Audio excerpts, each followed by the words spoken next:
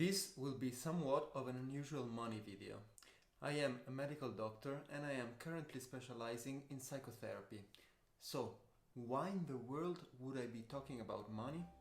Well, money has this characteristic that makes it a main concern of everybody and at the same time some sort of taboo topic. So, many people either feel deeply uncomfortable to be talking about it, or anyways they don't really have an healthy relationship with it. So, the purpose of a channel addressing money psychology is twofold. First, becoming really aware of your own mindset is really necessary if you want to move towards financial freedom. And believe me, if the secret was to simply imagine yourself rich, everybody would be a millionaire. Second of all, what we really want in life is meaning, deep meaning, rather than mere accumulation of wealth. And to get there, a deep dive into your psychology is necessary to straighten up your priorities. And understanding your own biases will lead you both towards financial freedom and what is really meaningful for you. The easy way to say this is that money should be a means to an end and not an end itself. And most people would agree with this. On the other hand, it is way more difficult to apply in real life rather than just talk about it. And that's where financial psychology comes in handy. So, as a medical doctor and a mental health professional, it is part of my job to deep dive into this topic myself and then to help others deal with their own relationship with money.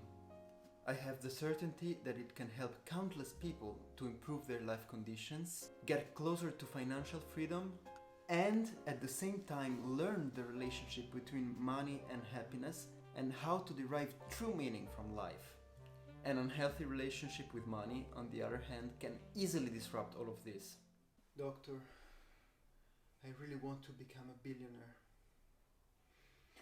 Sure, I understand. But did you ever wonder what you would do with all that money?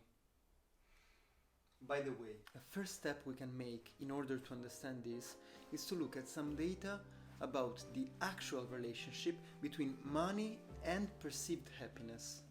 The very cool thing about this graph is that the slope of the curve is very steep on the left, while it tends to become flat on the right side of the graph. What does this mean? Well, simply that your satisfaction tends to grow very rapidly when you go from having no money to having some, until you get, let's say, around $60,000-$70,000 per year. And after that amount of money, it grows much slower. To be clear, the point is that for most people it is kind of pointless to aim to become a billionaire or even have a bunch of millions in your bank account or whatever. I want to quote a random YouTuber that, in my opinion, said something quite wise about it. But you know what, guys?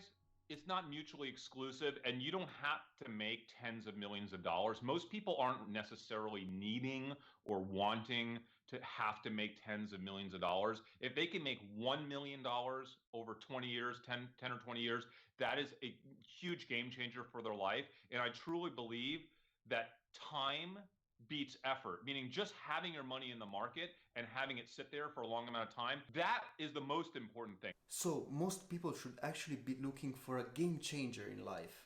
And it is easier to find than you expect. Time beats effort. But doctor, I don't want to wait 20 years or something like that. I want to enjoy life right now. While it is understandable, the desire, it can easily end up disrupting both the short and the long-term plan.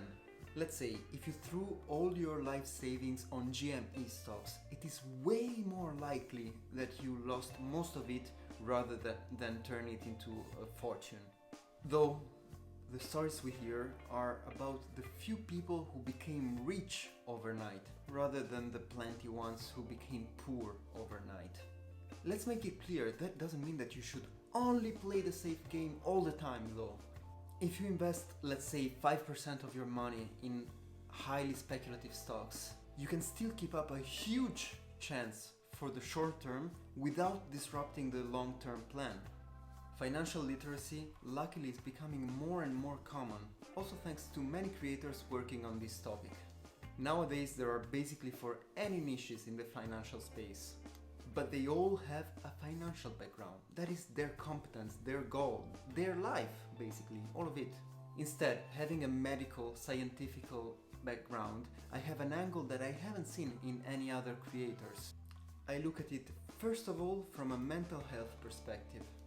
My main goal is to help people live a deeper, more intentional, more meaningful life.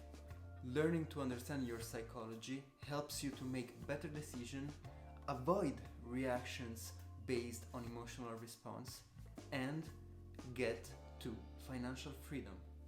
Follow this journey with me, and by looking inwards, learn to achieve great results outwards. Smash the like button, and I will see you in next video.